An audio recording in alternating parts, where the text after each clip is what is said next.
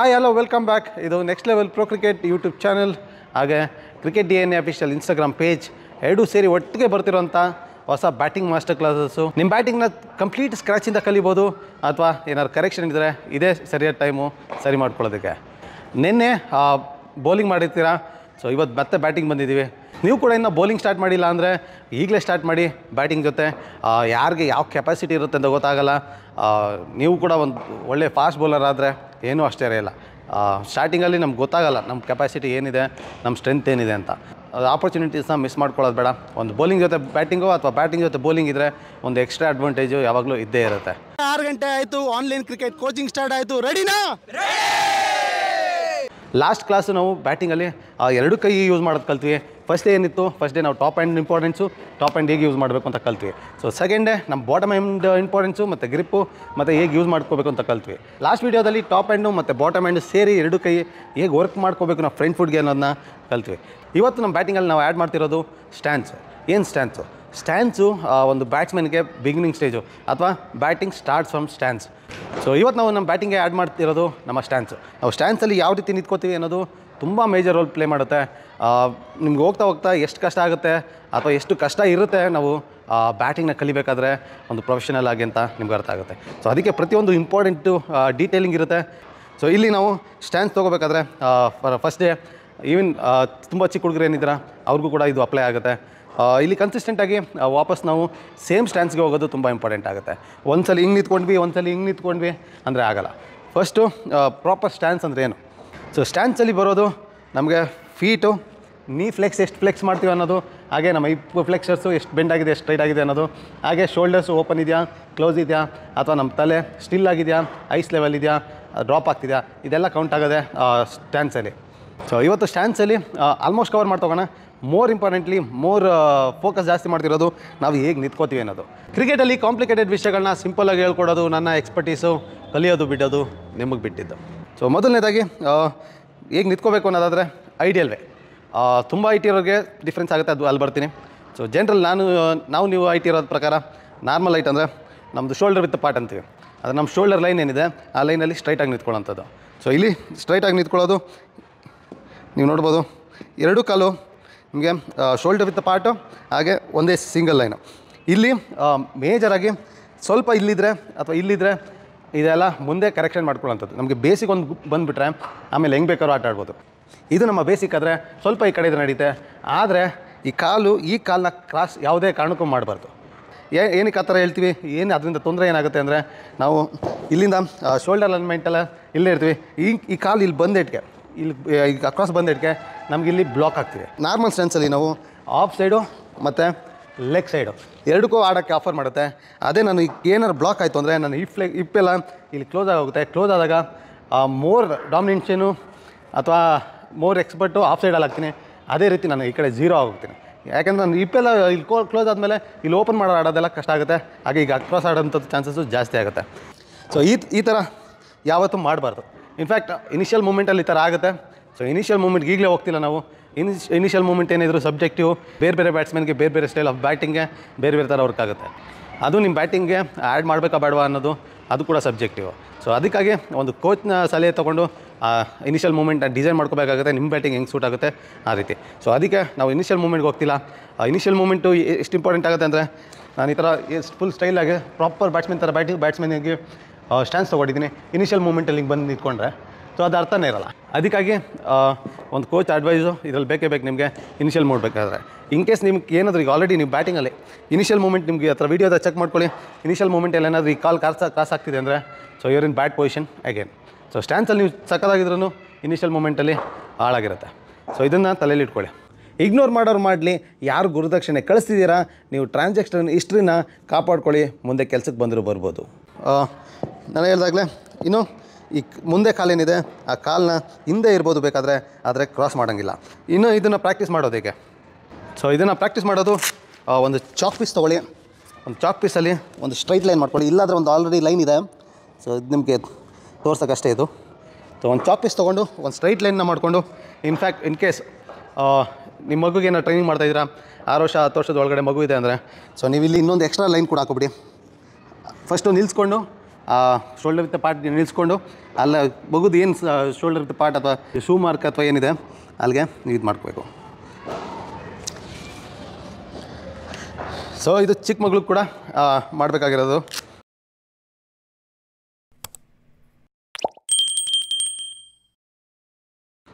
ನೀವು ಮನೇಲೇ ಮಾಡ್ತಿರ್ಬೋದು practice, but ಯಾವಾಗಲೂ ನೀವು ಪ್ರಾಕ್ಟೀಸ್ಗೆ ಪ್ರೊಫೆಷನಲಾಗಿ ಸ್ವಲ್ಪ ಮೆಂಟಲಿ ಬಿಲ್ಡ್ ಆಗಿ ಪ್ರಾಕ್ಟೀಸ್ ಮಾಡಬೇಕಾಗಲೂ ಶೂ ಮತ್ತು ಪ್ರಾಪರ್ ಸ್ಪೋರ್ಟ್ಸ್ ಕ್ಲೋತ್ಸೇ ಹಾಕಿ.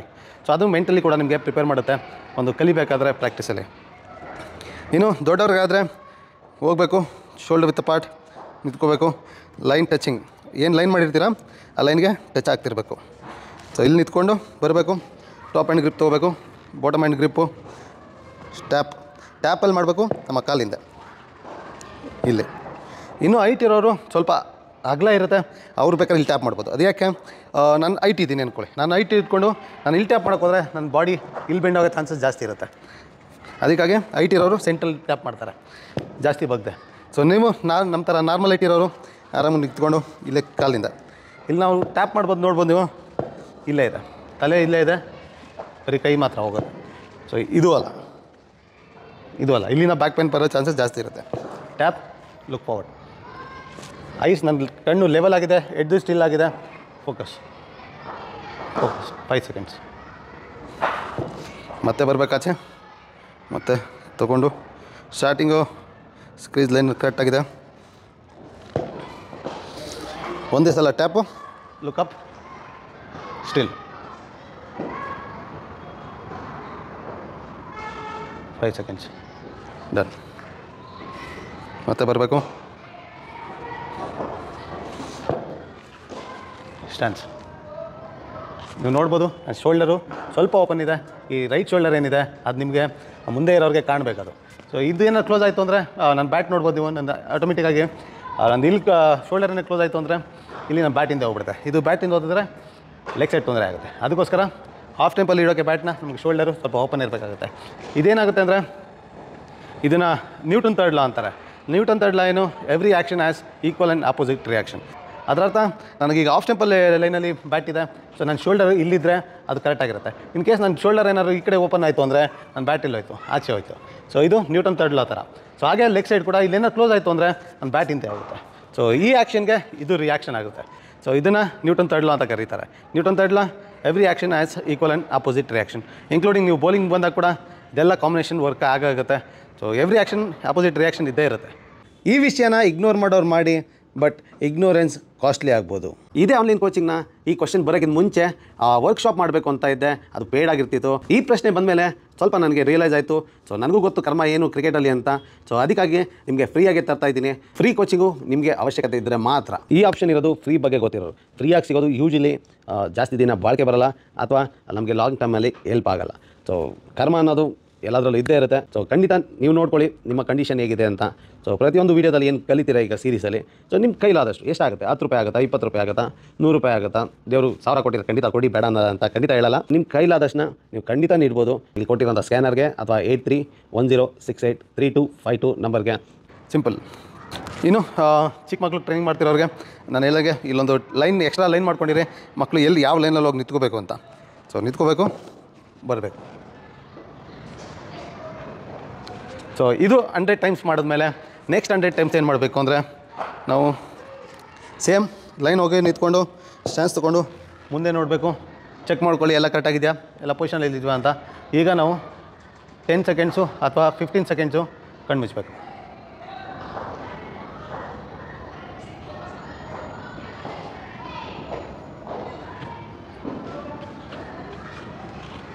ಸೊ ಇಲ್ಲೇನಾಗ್ತಿತ್ತು, ಕೈನೆಸ್ಥೆಟಿಕ್ ಡ್ರಿಲ್ ಅಂತೀವಿ.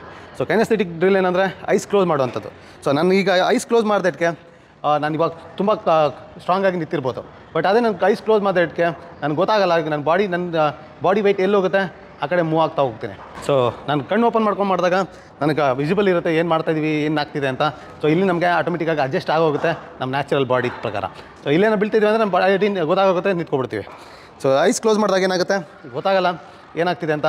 ಇಲ್ಲಿ ನಮ್ಮ ತಲೆ ಏನಾರು ಈ ಕಡೆ ಬೀಳ್ತು ಅಂದರೆ ಹಿಂಗೆ ಹೋಗ್ತಾ ಇರ್ತೀವಿ, ಅಥವಾ ಬ್ಯಾಟ್ ಈ ಕಡೆ ಹೋಯ್ತು ಅಂದರೆ ಈ ಕಡೆ ಹೋಗ್ತಾ ಇರ್ತೀವಿ.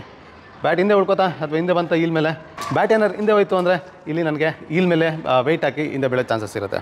ಸೊ ಈ ನೋಡೋಕ್ಕೆ ಈಸಿ ಅನಿಸ್ಬೋದು, ಬಟ್ ತುಂಬ ಕಷ್ಟ. ಎಸ್ಪೆಷಲಿ ಐಸ್ ಕ್ಲೋಸ್ ಮಾಡಿ ನಿಂತ್ಕೊಂಡವರು, ಇನ್ನು ಐಸ್ ಕ್ಲೋಸ್ ಮಾಡಿ ಕೆನೆಸ್ಥೆಟಿಕ್ ಡ್ರಿಲ್ಸ್ನ ಮಾಡ್ತಿರೋರು ನಾವು ಮಿನಿಮಮ್ಮು 1 ಮಿನಿಟ್ ನಿಲ್ಲಬೇಕಾಗುತ್ತೆ. ಫಸ್ಟು 5 ಸೆಕೆಂಡ್ಸು ನೋಡ್ಕೊಳ್ಳಿ ಎಲ್ಲ ಕರೆಕ್ಟಾಗಿದೆಯಾ. Okay, ready. ಇಲ್ಲಿಂದ 1 ಮಿನಿಟ್.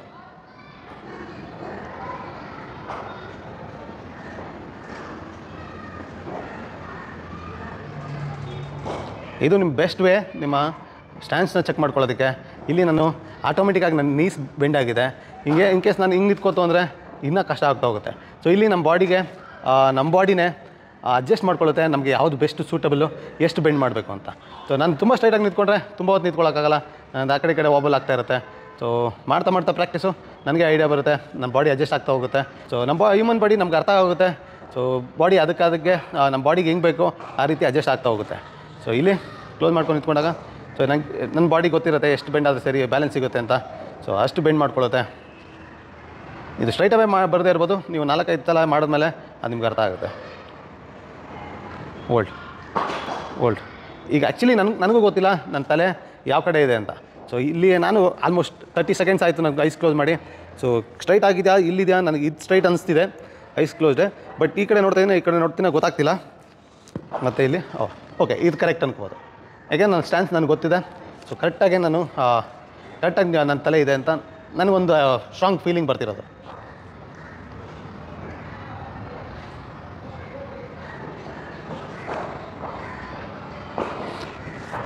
ಸೊ ಇದು ಸಿಂಪಲ್ ಅನಿಸ್ಬೋದು, ಬಟ್ ನಿಮಗೆ ಎಫರ್ಟು ಲೋವರ್ ಬಾಡಿನ ತುಂಬ ತೊಗೊಳುತ್ತೆ.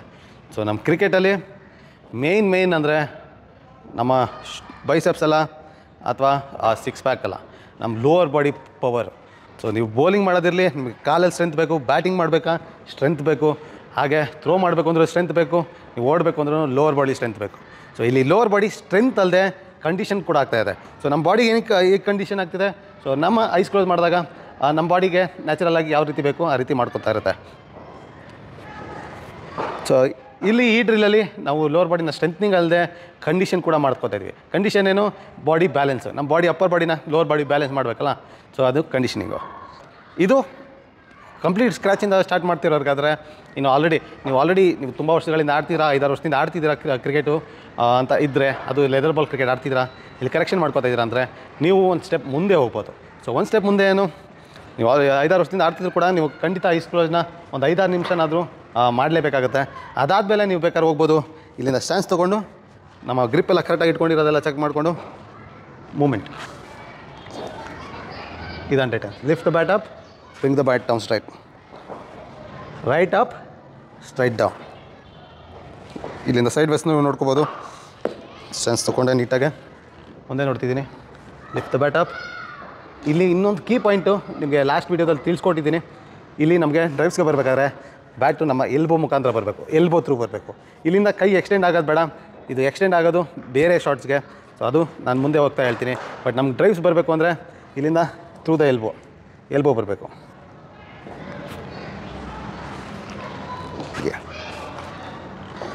ಇದನ್ನು ಫಿಗರ್ 9 ಅಂತಾರೆ. ಸೊ ಇಲ್ಲಿ ನೀವು ನೋಡ್ಬೋದು, ಈ ಆರ್ಕ್ ಏನಿದೆ ಅದನ್ನು ಫಿಗರ್ 9 ಫಿಗರ್ ಮಾಡೋದು ಅಂತಾರೆ.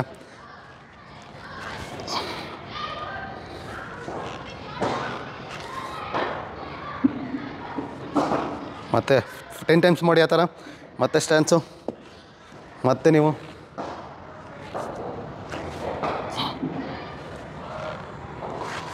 ಇದು ಬೆಟರ್ ಆಗ್ತಾ ನೀವು ಇದನ್ನೇ ಬೇಕಾದ್ರೆ ನೀವು ಐಸ್ ಕ್ಲೋಸ್ ಮಾಡ್ಬೋದು. ಇಲ್ಲಿ ದಯವಿಟ್ಟು ಸ್ಕ್ರ್ಯಾಚಿಂದ ಸ್ಟಾರ್ಟ್ ಮಾಡ್ತಿರೋರು ಅರ್ಜೆಂಟ್ ಮಾಡೋಕ್ಕೆ ಹೋಗ್ಬಿಡಿ. ಈಗ ಆಲ್ರೆಡಿ ಯಾರು ಲೀಗೆಲ್ಲ ಲೆವೆಲಲ್ಲಿ ಆಡ್ತಿರೋರಿಗೆ ಆ ಡ್ರಿಲ್ ಹೇಳ್ತಿರೋದು. ಸೊ ನಿಮ್ಗೆ ಏನಿದೆ ಅದನ್ನೇ ಮಾಡಿ. ಸೊ ಅದು ನಿಮಗೆ ಈಸಿ ಅಂತ ಅನಿಸಿದ್ರೆ ಯಾವಾಗ ನೀವು 10 ಸಲ ಮಾಡಿದ್ಮೇಲೂ ಕೂಡ ಈಸಿ ಅನಿಸಿದ್ರೆ ನೀವು ನೆಕ್ಸ್ಟ್ ಸ್ಟೆಪ್ಗೆ ಹೋಗಬೇಕು. ಸೊ 1-2-3 ಸಲ ಮಾಡಿದೆ ಈಸಿ ಅನಿಸ್ತು ಮುಂದಕ್ಕೆ ಹೋಗ್ತೀನಿ, ಅರ್ಜೆಂಟ್ ಮಾಡಬೇಡಿ. ಇಲ್ಲಿ ಪೇಷನ್ಸೇ ಮೇಯ್ನ್ ಗೇಮ್. ಇಲ್ಲಿ ಕಲಿಬೇಕಾದ್ರೆ ಪೇಷನ್ಸೇ ಮೇಯ್ನ್ ಗೇಮು. ಪೇಷನ್ಸ್ ಇಲ್ಲ ಅಂದರೆ ಕಷ್ಟ ಆಗುತ್ತೆ. ಇಲ್ಲಿ ನಾವು ನಮ್ಮ ಮಸಲ್ ಮೆಮರಿಗೆ ಡೆವಲಪ್ ಮಾಡ್ತಿರೋದು ನಮ್ಮ ಬಾಡಿ ಬ್ಯಾಟಿಂಗ್ಗೆ. ಸೊ ಅದಕ್ಕಾಗಿ ಬಿ ಕೇರ್ಫುಲ್. ಅರ್ಜೆಂಟ್ ಮಾಡಬೇಡಿ. ಒಂದೇ ದಿನದಲ್ಲಿ ಏನೂ ಆಗಲ್ಲ. ಪ್ರತಿಯೊಂದು ನಾವು ಸ್ಕ್ರ್ಯಾಚಿಂದ ಕಲಿತಾ ಇರೋದ್ರಿಂದ, ಆಯಿತಾ? ಸೊ ಇದನ್ನ ತಲೆಯಲ್ಲಿ ಇಟ್ಕೊಳ್ಳಿ. ಜಂಪ್ ಆಗಿಬಿಡಿ ಡ್ರಿಲ್ಸ್ಗೆ. ಅಡ್ವಾನ್ಸ್ ಲೆವೆಲಲ್ಲಿರೋರು ಇಟ್ಕೊಳ್ಳಿ, ಸ್ಟ್ಯಾನ್ಸ್ ತೊಗೊಳ್ಳಿ, ಐಸ್ ಕ್ಲೋಸ್ 1 ಮಿನಿಟ್ ಕಂಪಲ್ಸರಿ. ಈಗ ಇಲ್ಲಿಂದ ಅಪ್, ಹಿಂಗೆ ಅಪ್ ಮಾಡಿದಾಗ ಒಂದು ಸೆಕೆಂಡ್ ಪಾಸ್ ತೊಗೊಂಡು ಪರವಾಗಿಲ್ಲ. ಐಸ್ ಕ್ಲೋಸ್ ಇದ್ದಾಗ ನನ್ನ ಶೋಲ್ಡರ್ ಡ್ರಾಪ್ ಆಗ್ತಿರೋ ಫೀಲ್ ಬರಬೇಕು. ತರಬೇಕಾದ್ರೆ ಎಲ್ಬೋ ಥ್ರೂ ತರಬೇಕು. ನಾನು ಕಣ್ಮುಚ್ಕ ಮಾಡ್ತಿದ್ರು ನನಗೆ ಎಲ್ಬೋ ಫೀಲ್ ಆಗಬೇಕು ಮುಂದೆ ಬರ್ತಿದೆ ಅಂತ, ಎಲ್ಬೋಯಿಂದ ಮುಂದೆ ಬರ್ತಿದೆ. ಸೊ ನಮ್ಮ ಬ್ಯಾಟಿಂಗ್ ಮಾಸ್ಟರ್ ಕ್ಲಾಸಸಲ್ಲಿ 4th phase stance. So especially feet alignment. So ಹಾಗೆ ಚೆಕ್ ಪಾಯಿಂಟ್ಗಳೇನು, ಅದೇ ಲೈನ್ಗೆ ಶೋಲ್ಡರ್ ವಿತ್ ಪಾರ್ಟ್ಗೆ ಬಂದು ಕರೆಕ್ಟಾಗಿ ನಿಂತ್ಕೋಬೇಕು. ಪ್ರತಿ ಸಲ ಹೋಲ್ಡ್ ಮಾಡಬೇಕು. ಫಸ್ಟ್ 5 ನಿಮಿಷ ಐಸ್ ಓಪನ್ನು, ಅದಾದ್ಮೇಲೆ ಬರಬೇಕು, ಮತ್ತೆ ಹೋಗಬೇಕು. 5 ಸೆಕೆಂಡು ಹೋಲ್ಡ್, ಬರಬೇಕು, ಹೋಲ್ಡ್. ಇದನ್ನು 10 ಸಲ ಮಾಡಿದ್ಮೇಲೆ ನೆಕ್ಸ್ಟ್ ಬರೋದು ಮತ್ತೆ ಸ್ಟ್ಯಾನ್ಸ್ಗೆ, ಅದೇ ಸ್ಟ್ಯಾನ್ಸ್ಗೆ ಬರಬೇಕು, ಹೋಲ್ಡ್. ಈ ಸಲ ಐಸ್ ಕ್ಲೋಸ್ಡ್. ಫಸ್ಟು ಬಾಡಿಗೆ ಅರ್ಥ ಆಗೋವರೆಗೂ 1 ಮಿನಿಟ್ ಮಾಡಿ ಐಸ್ ಕ್ಲೋಸ್ಡು. 1 ಮಿನಿಟ್ ಆದಮೇಲೆ ನಿಮಗೆ ನೀವು ಚಾಲೆಂಜ್ ಮಾಡ್ಕೊಳ್ಳಿ. ಇನ್ನು ಬೆಸ್ಟ್ ವೇ ಆಫ್ ಲರ್ನಿಂಗ್ ಅಂದರೆ ಚಾಲೆಂಜು. ನೀವೇನಾದರೂ ನಿಮ್ಮ ಮಗುಗೆ ಟ್ರೈನಿಂಗ್ ಮಾಡ್ತಿದ್ರೆ ನೀವು ಇದನ್ನು ಚಾಲೆಂಜ್ ಕೊಡ್ಬೋದು. ಇದರಲ್ಲಿ ಸಖತ್ ಮಜಾ ಇರುತ್ತೆ. ಸೊ ಮಜಾ ಏನಪ್ಪ ಅಂದರೆ ಇಲ್ಲಿ ನಾವು ಐಸ್ ಕ್ಲೋಸು ಪ್ರಾಪರ್ ಸ್ಟ್ಯಾನ್ಸ್ ತೊಗೊಂಡು ಹಿಂಗೆ ನಿಂತ್ಕೊಂಡು ಇಲ್ಲಿ ಐಸ್ ಕ್ಲೋಸ್ ಆಗುತ್ತೆ. ಎಷ್ಟೊತ್ತಾಗುತ್ತೆ ಅಷ್ಟೊತ್ತು ನೀವು ನಿಂತ್ಕೋಬೇಕಾಗುತ್ತೆ. ಇದು ಚಾಲೆಂಜ್ ಅಂತಲೇ ಎಕ್ಸೆಪ್ಟ್ ಮಾಡಿ. ನೋಡೋಣ, ಕಮೆಂಟಲ್ಲಿ ಬಂದು ತಿಳಿಸಿ ನನಗೆ ಯಾರು ಎಷ್ಟು ನಿಮಿಷ ಐಸ್ ಕ್ಲೋಸಲ್ಲಿ ನಿಂತ್ಕೊಂಡ್ರಿ ಅಂತ.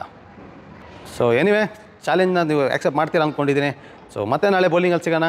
ಸೊ ಫಾಲೋಯಿಂಗ್ ಡೇ ಮತ್ತೆ ಬ್ಯಾಟಿಂಗಲ್ಲಿ ಇನ್ನೊಂದು ಸ್ಟೆಪ್ನ ಮುಂದೆ ಕರ್ಕೊಂಡು ಹೋಗ್ತೀನಿ. So good luck. ಇಗ್ನೋರ್ ಮಾಡೋರು ಮಾಡಲಿ, ಯಾರು ಗುರುದಕ್ಷಿಣೆ ಕಳಿಸ್ತಿದ್ದೀರಾ ನೀವು ಟ್ರಾನ್ಸಾಕ್ಷನ್ ಹಿಸ್ಟ್ರಿನ ಕಾಪಾಡ್ಕೊಳ್ಳಿ. ಮುಂದೆ ಕೆಲಸಕ್ಕೆ ಬಂದರೂ ಬರ್ಬೋದು. ನೀವು ಇಗ್ನೋರ್ ಮಾಡಿದ್ರು ನಾನು ಕೊಟ್ಟಂಥ ಕಮಿಟ್ಮೆಂಟ್ನ ನಾನು ಇಗ್ನೋರ್ ಮಾಡೋದಿಲ್ಲ. 0ಇಂದ ಬ್ಯಾಟಿಂಗ್, ಬೌಲಿಂಗ್, ಹಾಗೆ 0ಇಂದ ಇಂಡಿಯಾ ಆಡೋವರೆಗೂ ಯಾವ್ಯಾವ ಸ್ಟೆಪ್ಗಳಿದೆ ಅದ್ರ ಬಗ್ಗೆ ಎಲ್ಲ ಒಂದು ವೀಡಿಯೋ ಸೀರೀಸ್ನ ಕೊಡ್ತೀನಿ ಅಂತ ಹೇಳಿದೆ. ಅದನ್ನು ಕಂಪ್ಲೀಟ್ ಮಾಡೇ ಮಾಡ್ತೀನಿ.